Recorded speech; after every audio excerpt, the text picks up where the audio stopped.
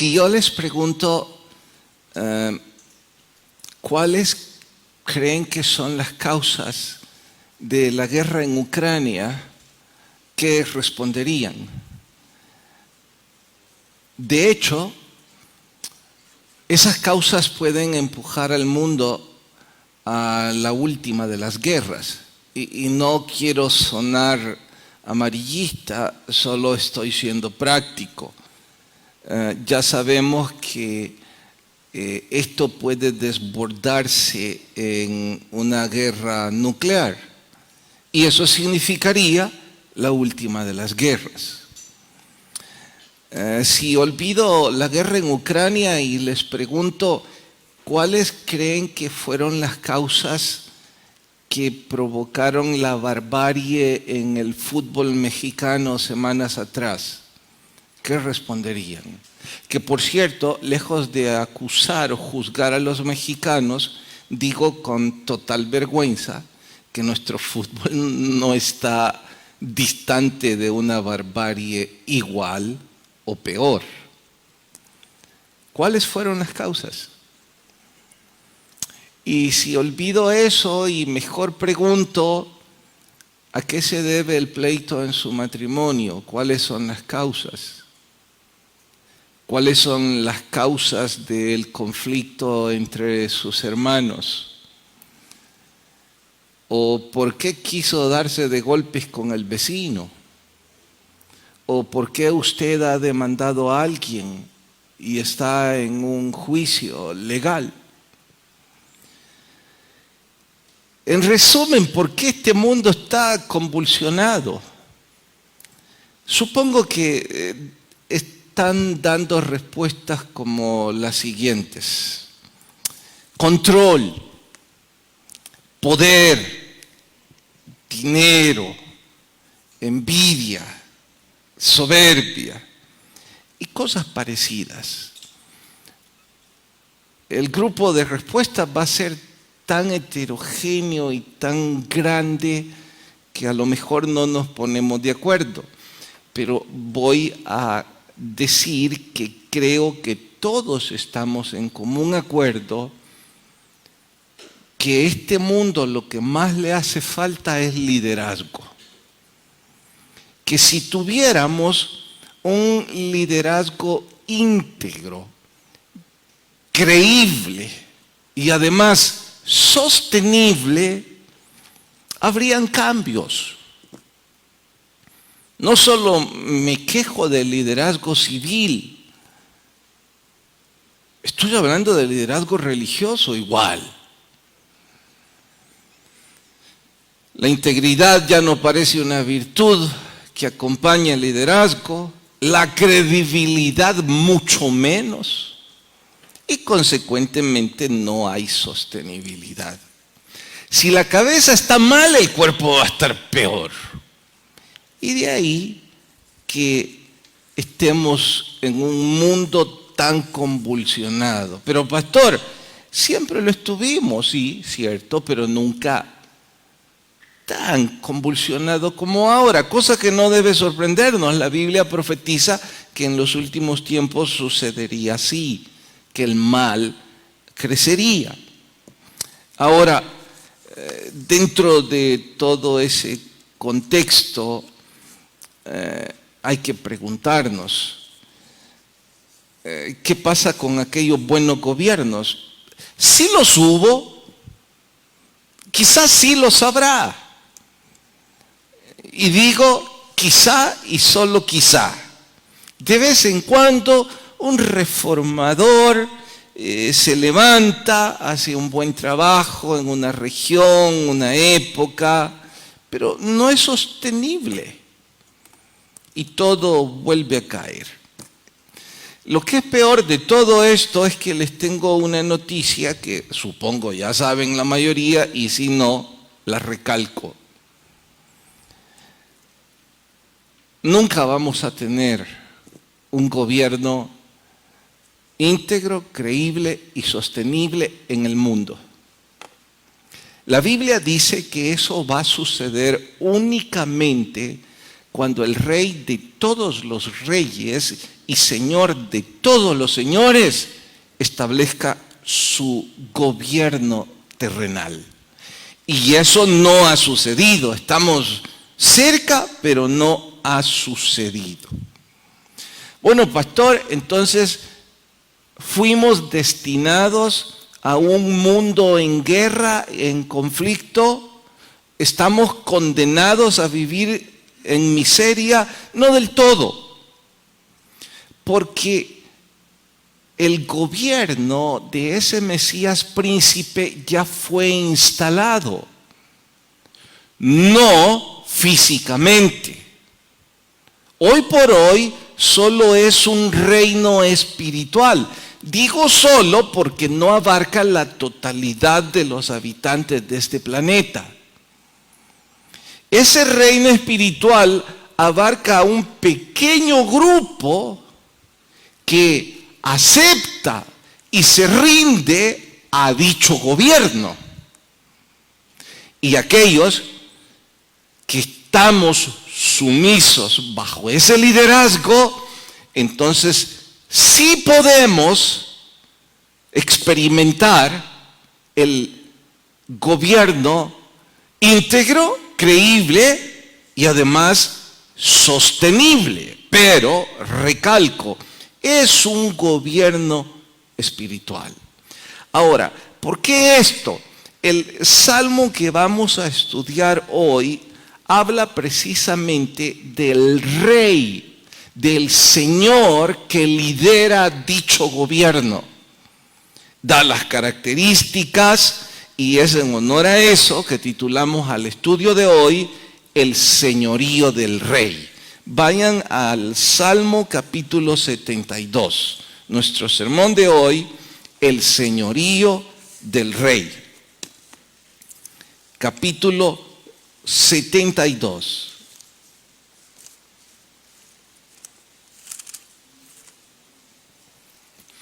¿Listos? Dice: oh Dios, da tus juicios al rey y tu justicia al hijo del rey. Él juzgará a tu pueblo con justicia, a tus afligidos con juicio. Noten el liderazgo de este rey, es justo. Los montes llevarán paz al pueblo. Además, es un rey con un gobierno de paz, no de guerra y conflicto. Verso 4, juzgará a los afligidos. Eso significa que hace misericordia con el que sufre. Salvará a los hijos del más débil. Además es un gobierno salvador. Y aplastará al opresor. También viene para hacer justicia. Pero hasta ahí leemos y vamos a orar. Señor, te rogamos que tu Espíritu nos hable y podamos todos crecer a través de tu palabra. Permite que este inútil predicador tenga la gracia para poder transmitir tan importante tema. Por favor, ministranos en Cristo Jesús, los rogamos. Amén. ¿Quién escribió este salmo? Algunos dicen que David, otros que fue su hijo Salomón. Hay otro grupo de expertos también que dicen que no fue ni uno ni otro, sino que fue un salmo escrito para uno u otro. Esto significa que hay un tercer probable escritor que escribió esto para David o para su hijo, porque hacen eco del rey y hablan de un gobierno justo. Y estos dos pues se acercan, pero ni un poco, diría yo, a la descripción de todo el Salmo. Yo no soy un historiador, no soy un experto. Como simple instructor de la Biblia, recalcaré esto. Creo que no es relevante saber el escritor en este Salmo, porque lo que sí es importante es darnos cuenta que la descripción aplica únicamente al reinado de nuestro Señor Jesucristo. Ese rey justo solo puede ser el Señor. Y consecuentemente debemos verlo desde esa perspectiva. Ahora, hay dos términos que en lo que sigue del estudio debemos familiarizarnos: Señor y Rey, porque el título es el señorío del Rey. Empecemos con Rey. Anuncia un sistema de gobierno donde hay un monarca soberano. Se distancia de la dictadura porque regularmente el dictador toma el poder de forma ilegítima. El monarca llega al poder de forma legítima, regularmente con creencia religiosa, de que es Dios quien ha dado el legado y consecuentemente él tiene una especie de teocracia, en donde Dios gobierna a través del rey. Bien, en cuanto a Señor, viene del latín que anuncia el mayor. No se refiere al mayor en edad, que sería un anciano, se refiere al mayor en experiencia, al mayor en habilidad, al mayor en cuanto a autoridad. De ahí que si decimos Rey y Señor, estamos diciendo de que es un monarca con derecho divino y calificación, porque es el más grande de todos. Es esta suma la que hace que para mí el título de nuestro Señor Jesucristo, mi favorito, sea Rey de Reyes y Señor de Señores, porque incluye en forma completa el gobierno y el ser de nuestro Salvador. Trágicamente, en los últimos años, el término Señor está cayendo en desuso. Trágicamente, el término rey, debido a que la democracia es más bien un gobierno que parece anunciar en nuestro contexto mayor humanismo, entonces la monarquía está cayendo en desuso. Todavía hay países que tienen como sistema de gobierno la monarquía. Algunos como adorno, porque el mundo le ha apostado a la democracia por culpa de la dictadura. Mi punto no es hoy profundizar en estilos de gobierno. Mi punto es decir que tanto rey como señor trágicamente ha caído en desuso. Y digo trágicamente porque en la iglesia de Cristo, para algunos, el Señor es simplemente un salvador, o un sanador, o un amigo. Pero vamos, pastor, ¿qué está diciendo si el Señor Jesucristo es todo eso? Sí, pero por favor entienda. Esos son valores agregados y no condicionantes. Que el Señor Jesucristo como Rey y Señor, cuando en su soberana voluntad decide ser Salvador, ser amigo, ser sanador, pues en buena hora Y qué bueno para los favorecidos. Pero esa no es su posición está muy por encima. Su posición es Rey de Reyes y Señor de Señores. Sé que me dirán ahora, no estoy entendiendo. Parece que es lo mismo, y yo siempre he creído en mi Salvador. Cuidado. Pero para que entendamos voy a intentar ampliar la definición. Empecemos con señorío. Cuando hablamos de señorío, hablemos de autoridad, de control,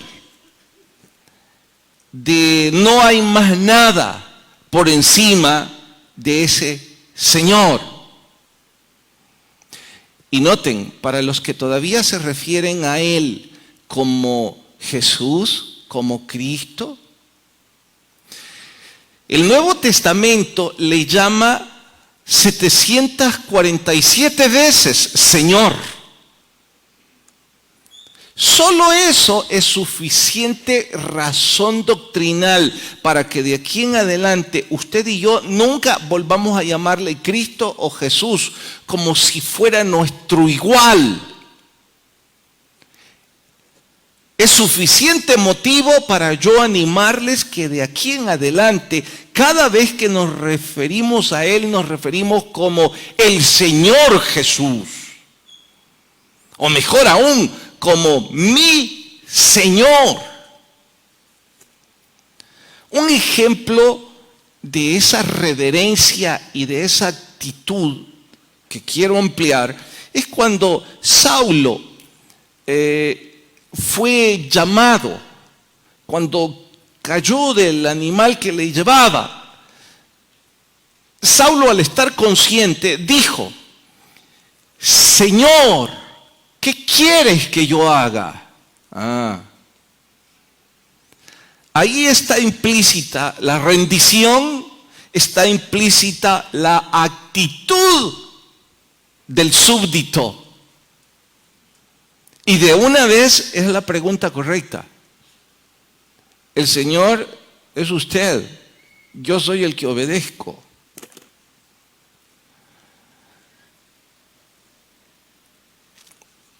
Algunos pueden creer en este punto de que yo estoy empujando este sermón con el propósito de que usted y yo creamos que Jesús es el Señor. Quiero aclararles algo. Le guste o no, Él ya es el Señor. O sea, no es una negociación. Y de nuevo digo, voy a tener que usar una ilustración burda pero útil. Yo confieso públicamente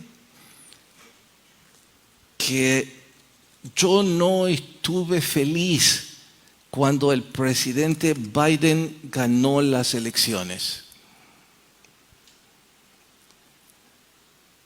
Pero, me guste o no me guste, él es el presidente de los Estados Unidos. Y punto. Yo no estuve feliz cuando los Lakers ni siquiera clasificaron a las finales. Pero me guste o no me guste, no clasificaron. O sea, no importa mi opinión. Queda establecido que él es el presidente y queda establecido quién es el equipo ganador. Estoy usando ejemplos distantes a nuestra sociedad para evitar lastimar susceptibilidades. Solo quiero recalcar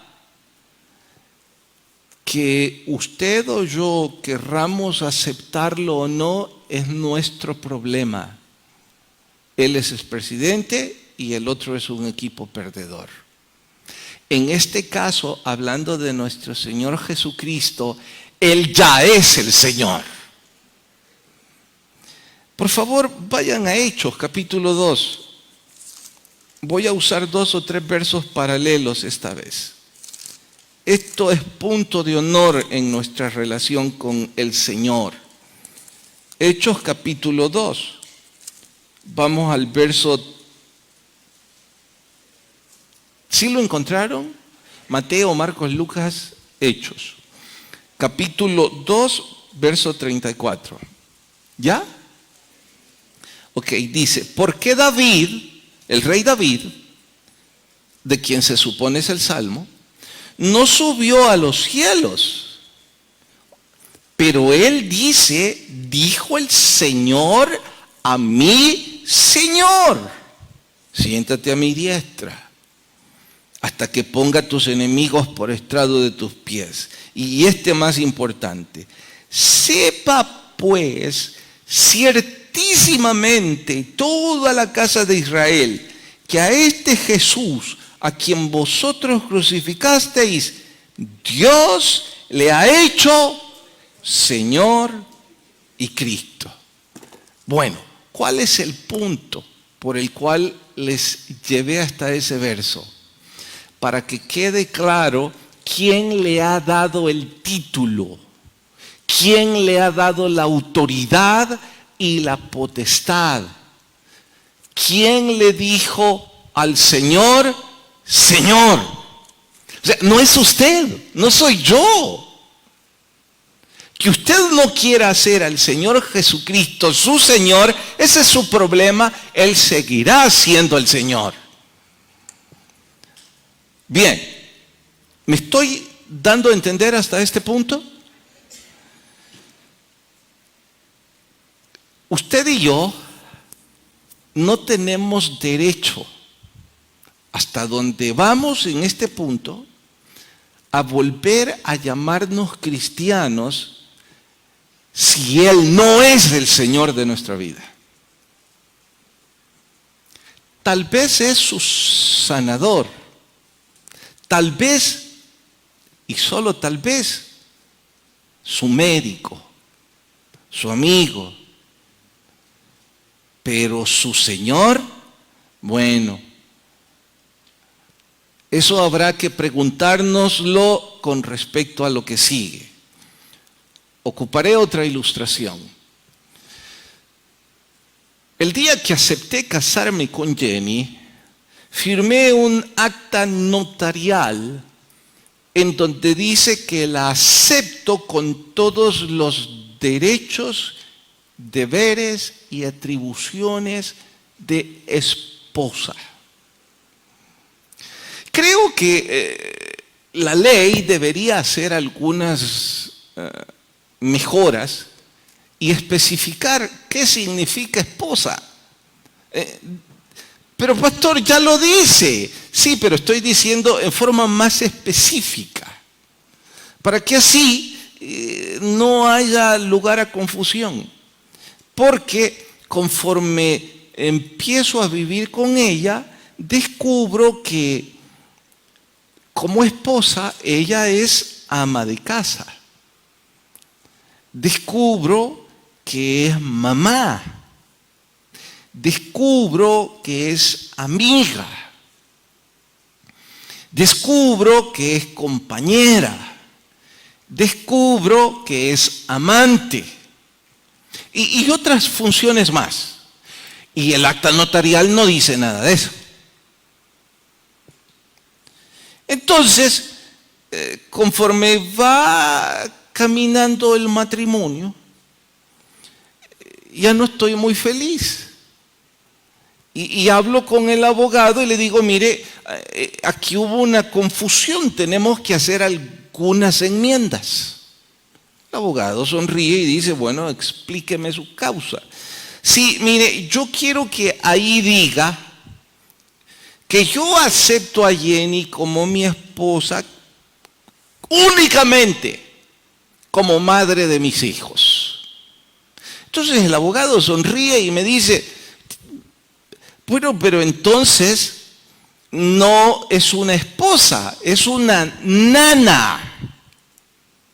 Y si lo que usted quiere es una nana que cuida a sus hijos, contrate una nana que cuida a sus hijos, no una esposa.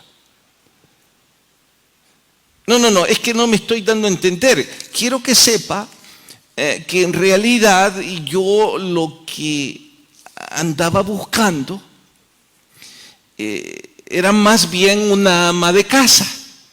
Él ya un tanto incómodo, el abogado me dice, pero mire, entonces lo que usted debe hacer es contratar una empleada para los quehaceres de la casa.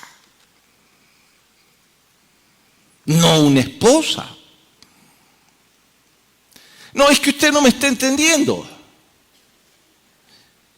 Yo estaba interesado en tener sexo. Usted lo que quería era un amante. Entonces hubiera pagado por las mujeres que lo que hacen es pagar por sexo, pero no una esposa. Mire, señor, dice el abogado ya molesto, esposa implica amante, amiga, ama de casa, mamá de sus hijos y además dueña de su salario. Y además dueña de su vida. Además, compromiso, entrega, rendición. Usted está loco, abogado. No, el loco es usted por haberse casado. Pero eso es lo que significa esposa. Los que están en desacuerdo, vayan donde un abogado y anulen el matrimonio. Y digan una excusa como esta: yo solo quería ama de casa, yo solo quiero amante. El abogado, si es muy discreto y educado, le dirá, bueno, ni modo. Si el abogado es un poco directivo en sus opiniones, le dirá, usted lo que es un abusivo. ¿Cómo se le ocurre lo que está pidiendo?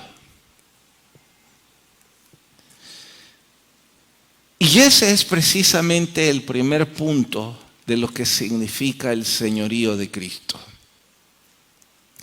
Algunos quieren que el Señor Jesucristo sea en sus vidas Salvador, porque sí quieren ser salvos. Quieren que sea sanador, quieren que sea banquero, quieren que sea consejero matrimonial. Lo que algunos de ustedes en forma abusiva andaban buscando es un obrador de milagros. Y debido a predicadores incompletos o malintencionados, se sintieron animados cuando desde un púlpito escucharon, venga el Señor Jesús y todos sus problemas se van a acabar.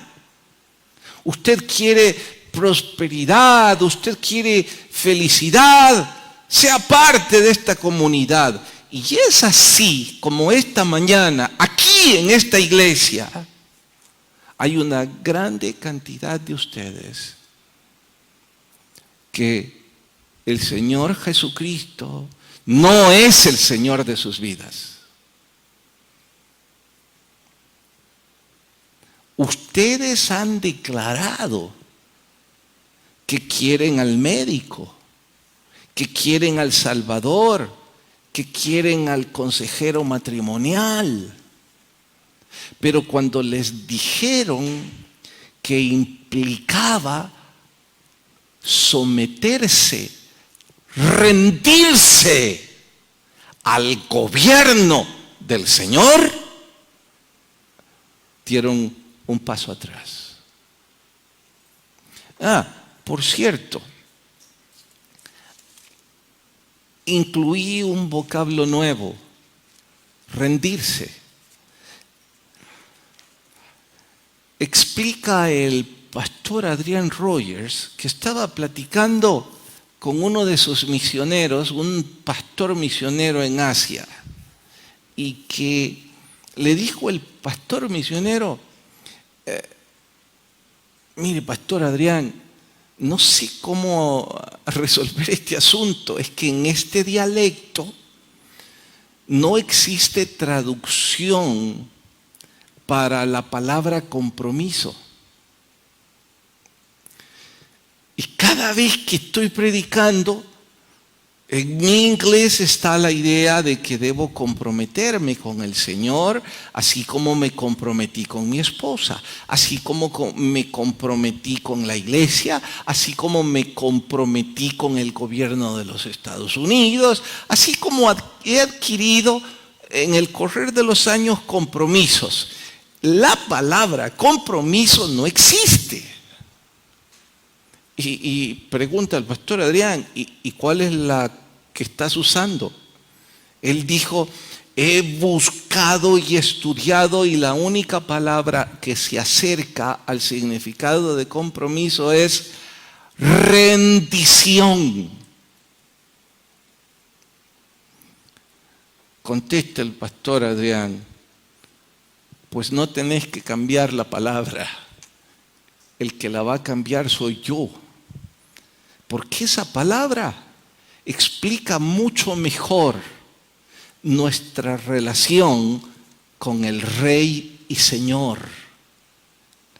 Nosotros debemos estar en total rendición al señorío de Cristo. Usamos sumisión, usamos compromiso, usamos entrega. Bien, son palabras sinónimas, pero seguramente rendición es un poco más integral. Porque ahora me permite a mí preguntarme y preguntarle a usted, ¿usted está convencido que su vida está totalmente rendida a la autoridad y gobierno del Señor Jesucristo?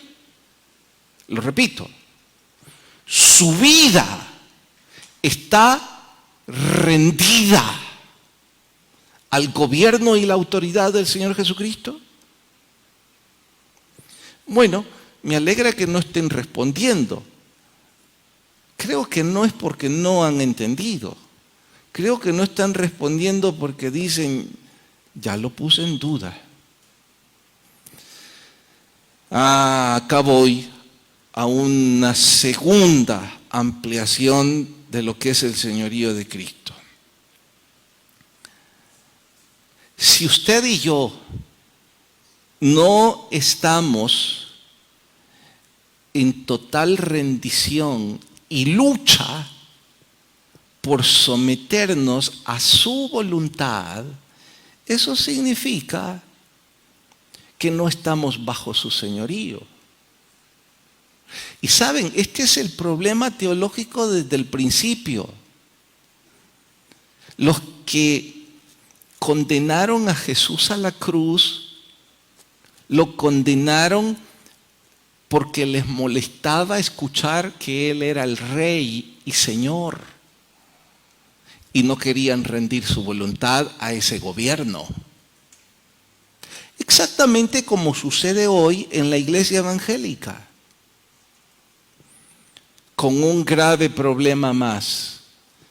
La iglesia evangélica de hoy día, no sé si con mala intención o con ignorancia, le ha hecho creer a los que se congregan en sus recintos que pueden obtener salvación sin rendición. No, pastor, eso nunca nos lo enseñaron. ¿Cómo no? Todas aquellas congregaciones, predicadores o programas que ofrecen, venga el Señor Jesucristo, recíbalo como su Salvador, hasta ahí, usted va a estar bien. No, usted no tiene por qué rendirse y hacer ningún tipo de compromiso. Usted no tiene por qué tener ningún tipo de entrega. Es más, usted puede seguir viviendo como siempre ha vivido, pero haga la oración. Aún más, hay organizaciones que montan programas de evangelización motivadora. ¿Cómo cuál? Mire, cuando estén haciendo el llamado, usted levántese como que usted va a recibir a Cristo. ¿Para qué? Para que el otro se sienta animado. No me refiero a lo que hacemos aquí, que una persona invita al oído a otro, literalmente. Me refiero a crear una especie de motivación colectiva. O nos buscamos un predicador que la ponga fácil. De ahí que lo que hay es cierta manipulación para que las personas se pongan de pie, y este es el grave problema. Las iglesias tienen mucha gente que va hacia el infierno y quizás creen que van al cielo. Están creyendo una manipulación religiosa porque no han escuchado que se demanda una sumisión y total rendición al señorío de Cristo. Y nadie puede decir que está rendido si no está luchando por la causa de Cristo. Es decir, ustedes los visitantes, ustedes los amigos, ustedes los simpatizantes del Evangelio, ustedes que dicen con cierto orgullo, no mire, yo respeto, yo por eso vengo a la iglesia. Usted puede decir todo el respeto que quiera del mundo y pintarse como educado y piadoso, pero si no se ha rendido al gobierno de Cristo, del Señor Jesucristo, usted va al infierno con todo y su respeto.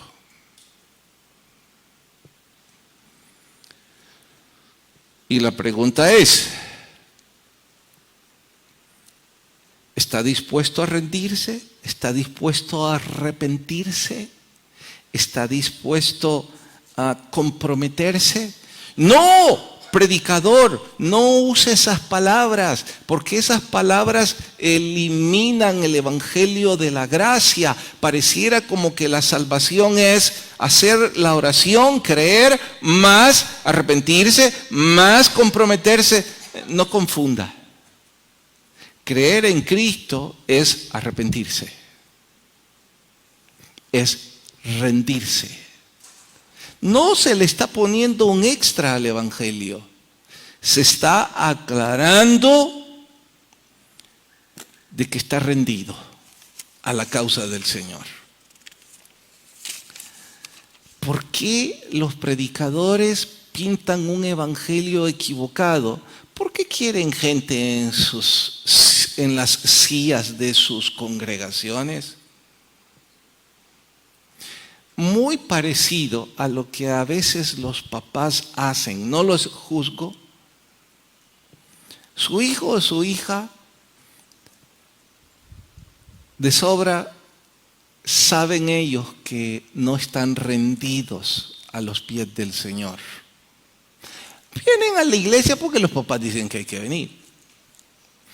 Vienen a la iglesia porque hay condicionantes de familia u obligaciones de familia. Pero una entrega, no.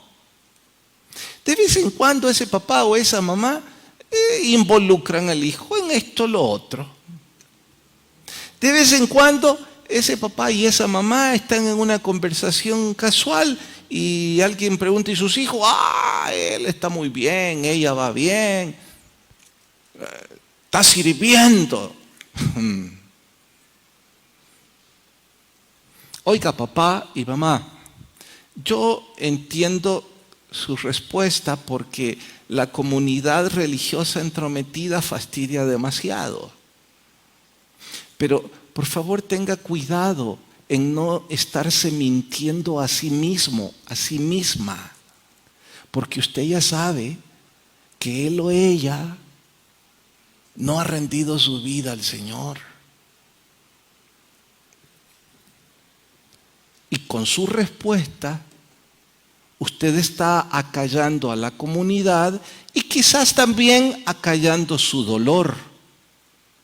Es preferible que su dolor crezca para que también sus oraciones y su fuerza crezca para que sus hijos conozcan al Señor Jesucristo. En lugar de estar en ese círculo vicioso en donde no hay salvación, no hay compromiso, no hay entrega, no hay rendición. Yo no dejo de sorprenderme y de admirar cada vez que escucho o veo ucranianos regresando a su país. Ahora se están sumando extranjeros, hombres y mujeres del Reino Unido, de Canadá, de los Estados Unidos, y todos con la misma explicación: estoy dispuesto a morir para defender a Ucrania. Esa es rendición total. Esa es sumisión total. Y yo digo, wow, ¿qué me gustaría si alguna vez tengo que pelear una guerra, estar a la par de un soldado que le pregunto, ¿pero de dónde sos? ¿No hablas ucraniano? Soy de Canadá, ¿qué haces aquí? Porque estoy rendido a la causa de Ucrania, voy a dar mi vida. Qué orgullo estar a la par de uno así. Y mire con el sarcasmo que dije, si alguna vez voy a la guerra, pero vamos, y la iglesia de Cristo está en guerra, una guerra espiritual, con el enorme contraste de que hay un montón congregados aquí que se llaman soldados, según ellos, del Señor Jesucristo, pero no están dispuestos a hacer nada por la causa del Señor. ¿Por qué? Porque lo que quieren es el Salvador, el médico y el que le obra milagros. Exactamente como el marido que quiere, ama de casa, mamá de niños y amante. Abusivos y equivocados. No puede ser que crean que van hacia la eternidad con Cristo. No están luchando por la causa del Señor. No están involucrados en la causa del Señor. Ni siquiera entiendo cómo resisten escuchar esto, a no ser que están aquí y en realidad ni me están escuchando. Porque creo que esto es parecido al error de la Sid Gallup, que dice que cerca del 40% de la población de este país, del Salvador, es evangélica. Eso no es cierto. Bueno, en todo caso, sí, quizás ese 40% ha hecho una oración donde aceptan a Cristo como Salvador. Pero ¿qué porcentaje de ese 40% ha rendido sus vidas a el Señor Jesucristo como su Señor? Es un mínimo número. Si fuese un 30%, este país sería un paraíso.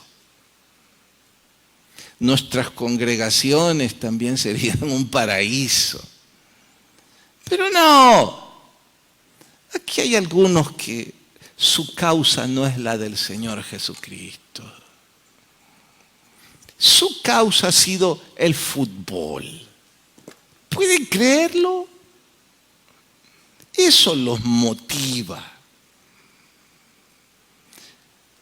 Durante la pandemia se protegían de no contagiarse en la iglesia, pero ahora no les preocupa contagiarse en la cancha.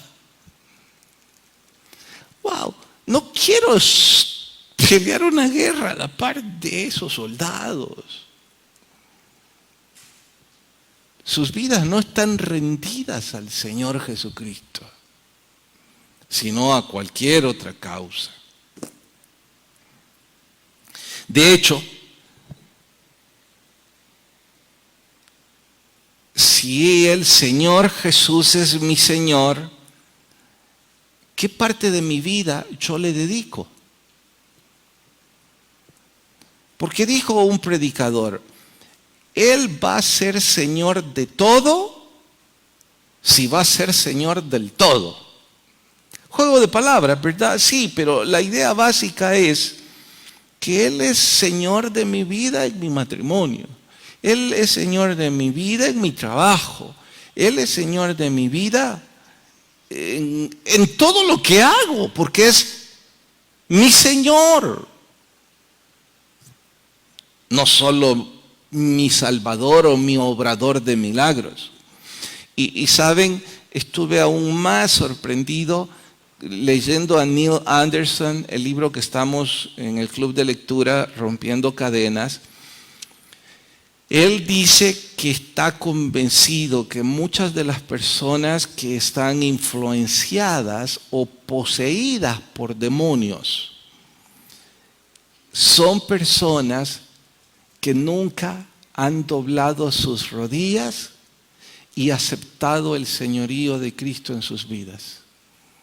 Claro está que se supone que un cristiano genuino no podría tener posesión, pero sí terrible influencia. Ahora, esto me hace a mí sospechar.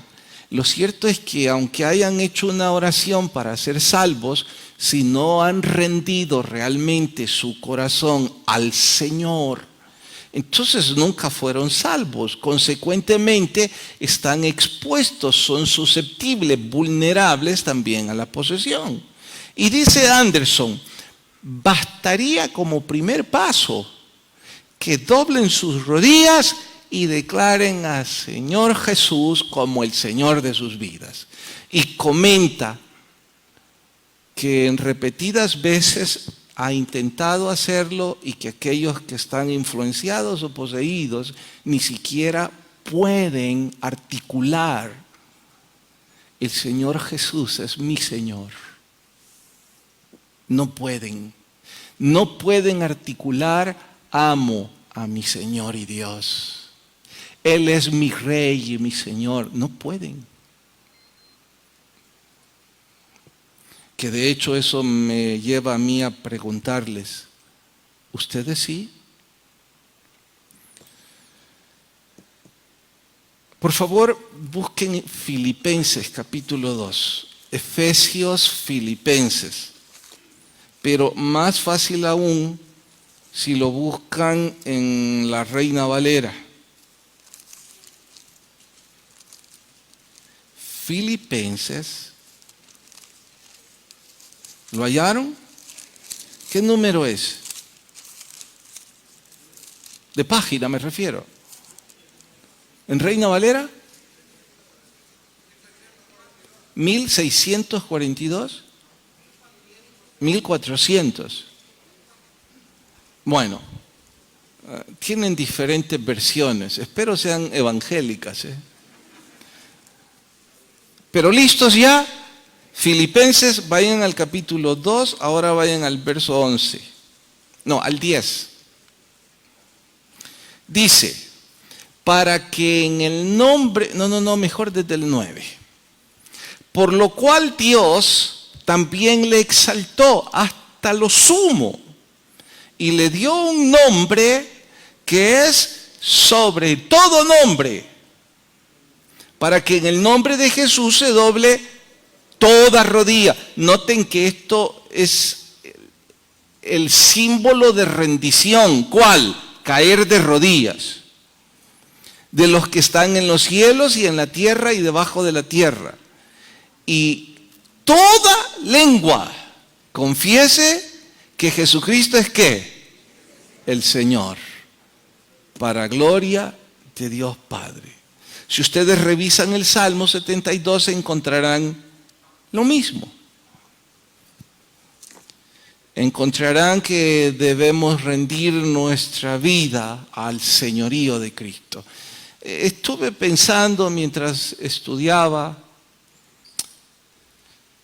que siempre he sentido una envidia sana, si es que la expresión sirve, en aquellos grupos religiosos que en lugar de sillas usan bancas, porque además de la comunidad tienen reglas para doblar las rodillas cuando oran con el Señor. Y eso no deja de ser un instructivo, un modelador, algo que nos instruya a doblar nuestras rodillas delante de nuestro Señor. Pensé, bueno, no lo necesitamos, y si los invito a que terminemos el culto en una oración todos en donde aceptamos el señorío de Cristo de rodillas. Supuse que en efecto una grande cantidad de ustedes bien animados dirían amén.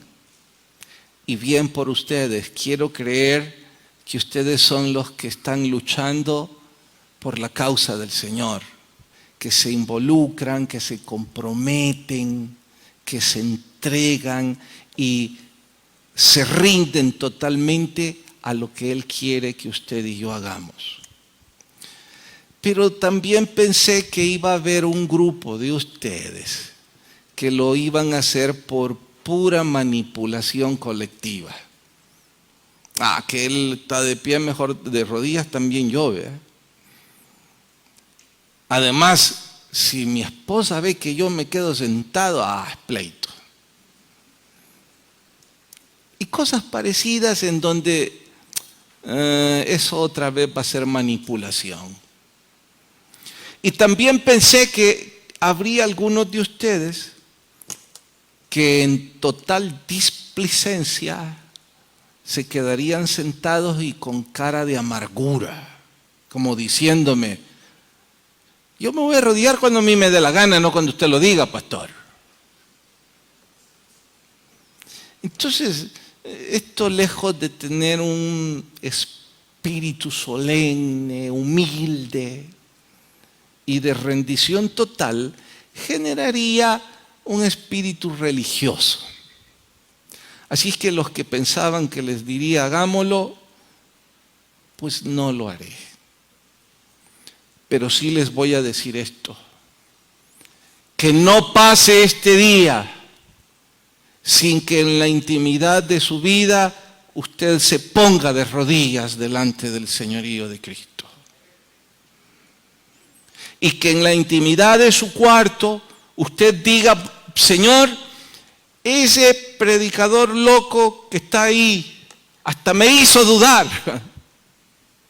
Así es que para evitar cualquier duda, estoy una vez más declarando y en voz alta que rindo totalmente mi vida al señorío del Señor Jesucristo. Usted lo puede hacer en la intimidad de su casa. Hágalo. E intente vivir conforme a esa rendición. No se frustre. Habrá momentos en que nos equivocaremos y fracasaremos, pero no porque no estamos intentándolo, no porque no nos duela. A quienes no les duele ni les importa, es a los que no están rendidos, ni comprometidos, ni entregados, ni lo harán esta mañana, ni en la noche. Es más, ¿saben qué? Creo que todo esto es una especie de canal sin freno, de oído a oído, para los que no han rendido su vida al señorío de Cristo. Ustedes quieren vivir como ustedes dicen. Y esa es la razón por la que muchos detestan la iglesia de Cristo. ¿Por qué? Porque la iglesia de Cristo dice en la Biblia cómo debemos vivir. Y esos muchos quieren vivir como les da la gana. Y hasta curioso es que algunos de esos vienen a estos recintos, quizás a callar su sentimiento religioso y su culpa religiosa, pero no a rendir sus vidas. Mi invitación es, Carlos, debes rendir tu vida al señorío de Cristo. Y lo mismo es para todos. Oremos.